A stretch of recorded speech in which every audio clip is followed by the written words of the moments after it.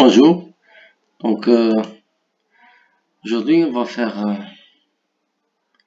un cours assez succinct. Ça concerne théorème de quantité de mouvement ou théorème de l'air. Donc le théorème de quantité de mouvement, il est déduit du théorème de Newton. Donc on va voir comment déduire la force d'un G, la force d'impact d'un G sur un objet, une plaque, n'importe quel obstacle. Donc, théorème de quantité de mouvement ou théorème de l'air est l'un des théorèmes les plus importants en mécanique des fluides. Il est très important car il nous permet d'estimer la force d'impact d'un jet et aussi d'estimer les forces d'action du liquide sur tout changement de section ou de direction. Par exemple, si on a un coude, donc au niveau de ce coude, il y a une force qui se développe à cause de ce changement de direction. Changement de direction, ça veut dire variation de la quantité de mouvement. Cette variation de quantité de mouvement engendre une force qui pourrait déboîter le coude de sa place. Si on a un convergent par exemple, aussi, la variation de section engendre une variation de quantité de mouvement qui crée une force qui peut faire sortir le coude de sa place. Donc par exemple, dans les travaux hydrauliques, tout changement de section ou de direction, en général, quand on a des conduites assez importantes, de gros diamètres avec de gros débits, on met ce qu'on appelle des butées afin de maintenir les conduites et les pièces spéciales en place. Donc ces butées sont calculées principalement en fonction de ces forces d'impact déduites à partir du théorème de l'air. Donc la force nette appliquée sur un liquide en mouvement est égal au changement de la quantité de mouvement. On dit appliquer sur un liquide en mouvement et on ne dit pas appliquer par un liquide de mouvement. Parce que l'origine de la quantité de mouvement, quand on va voir, c'est les forces extérieures appliquées sur une masse liquide qui sont égales à la réaction de cette masse liquide qui agit sur l'obstacle. Donc ça veut dire l'impact en réalité, c'est une réaction du liquide suite à un impact sur un obstacle. Donc on voit sur l'image ici la découpe en utilisant un jet d'eau. Donc le jet est tellement puissant, il peut découper une plaque en métal. Donc aussi, cette théorème de quantité de mouvement, on l'utilise aussi dans l'hydroélectricité, pardon. Donc dans la production d'énergie électrique pour les turbines. Donc c'est ce qui fait tourner les turbines, c'est les jets provoqués par une charge d'eau, une charge hydraulique qui, sous l'effet d'une réduction de section, le jet percute la turbine et la fait tourner. La turbine tourne, rotor fait tourner autour du stator, ça veut dire il y a production d'énergie électrique. Donc, l'énergie, le théorème de quantité de mouvement, l'origine de ce théorème, c'est le théorème de Newton. Donc, on a la somme des forces est égale à la masse fois l'accélération. L'accélération, c'est quoi? C'est la dérivée de la vitesse par rapport au temps. La vitesse, elle est à l'intérieur de la dérivée, donc on peut faire entrer à l'intérieur de la dérivée la masse. Donc, ça devient la dérivée de mv, qui est la quantité de mouvement par rapport au temps. Donc, en réalité, la somme des forces est égale à la dérivée de la quantité de mouvement par rapport au temps.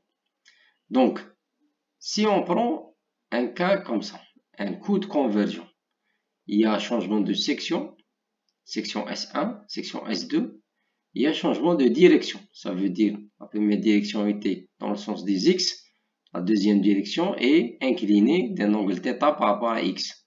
Ça veut dire il y a double action. L'action du changement due au changement de section, l'action due au changement de direction.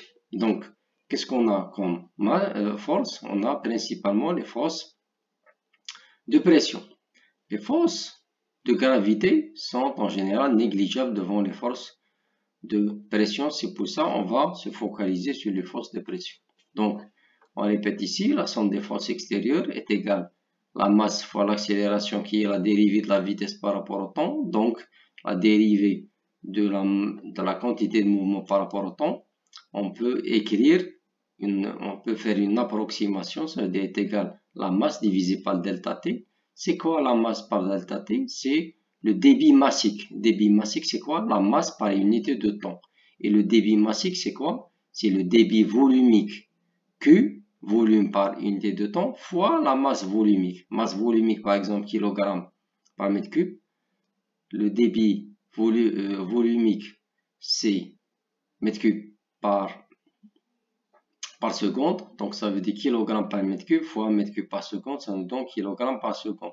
Fois delta V. Delta V, c'est quoi? C'est la variation de la vitesse suivant l'axe considéré. Donc, si on désigne par Fx et Fy les forces d'action du liquide sur le coude.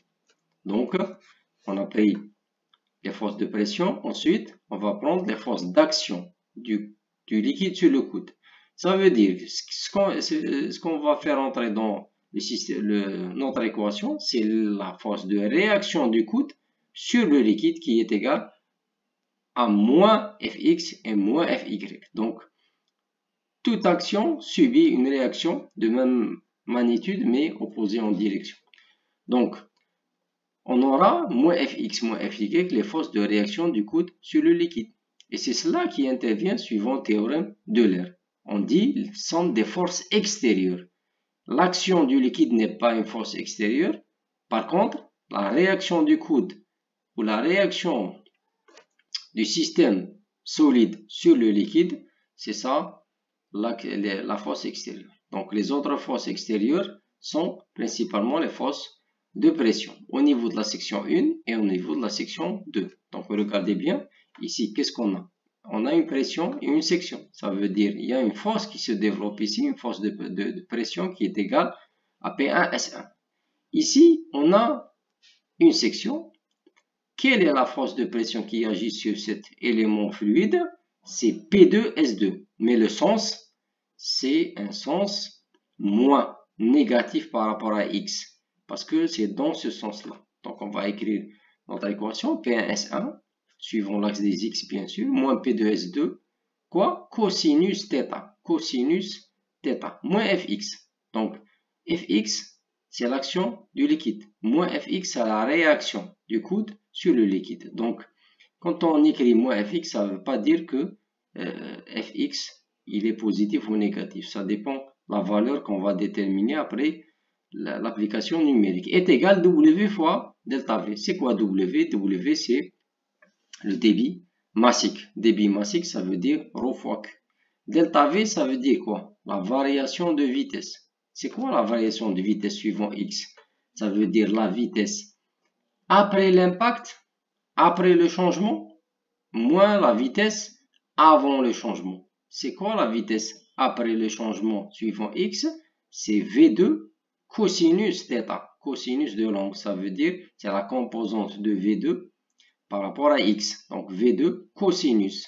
Et c'est quoi la vitesse avant le changement ou avant l'impact? C'est V1. Donc on obtient ρ fois le débit V2 cosinus θ moins V1. Donc, de cela, on tire que Fx est égal à ρ fois Q, c'est le débit massique, V1 moins V2 cosinus θ, plus P1S1 moins P2S2 cosinus θ. Ça, c'est la force d'action du liquide suivant l'axe X.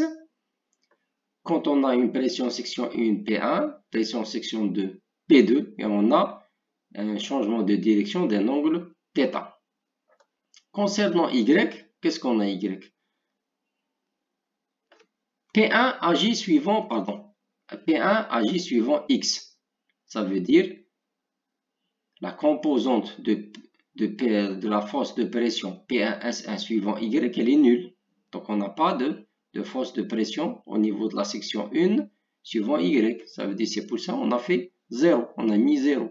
Concernant P2, on a P2, un angle ici, la composante c'est P2 sinus θ, bien sûr, toujours avec un signe moins parce que la force de pression agit sur la masse liquide qui est comprise entre la section 1 et la section 2. Elle agit dans un sens qui est opposé à Y. C'est pour ça qu'on a mis moins P2S2 sinus θ moins Fy toujours, en considérant un sens initial à Fy. Moins Fy est égal le débit massique toujours ρQ fois la vitesse après l'impact qui est V2 sinus θ. V2 après l'impact V2 sinus θ. Suivant quoi? Suivant l'axe des Y. V2, la composante verticale, c'est V2 sinus θ. Donc, moins 0. Pourquoi moins 0? Parce que la vitesse initiale, la vitesse avant le changement de section et de direction, elle est une vitesse suivant X. Ça veut dire la composante suivant Y, elle est nulle.